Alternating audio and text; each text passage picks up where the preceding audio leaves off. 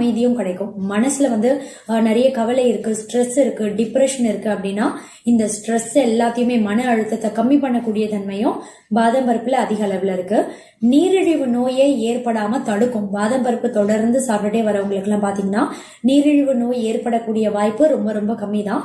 ரொம்ப குறிப்பா type 2 diabetes அப்படின்ற நீரிழிவு நோய் வகை ஏற்படக்கூடிய வாய்ப்பு ரொம்ப ரொம்ப கம்மி.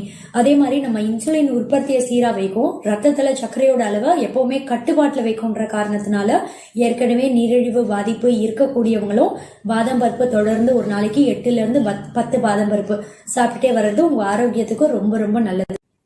பாதாம் பருப்பை தொடர்ந்து சாப்பிட்டுட்டே வரவங்களுக்கு எல்லாம் பாத்தீங்கன்னா சருமம் பார்க்கவே ரொம்ப பிரகாசமா பளபளப்பா தென்படும், ரொம்ப ஷைனியா மாறிடும். ஸ்கின்னை நீங்க தொட்டு பார்க்கும் போதே பாத்தீங்கன்னா ரொம்ப சாஃப்டா மென்மையா தென்படும். அதோட மட்டும் இல்ல, தலைமுடி உதிர்வு அதிகமா இருக்கு அப்படின்றவங்களுக்கு தலைமுடி உதிர்வை சீக்கிரமே கம்மி பண்ணும். அதோட மட்டும் இல்லாம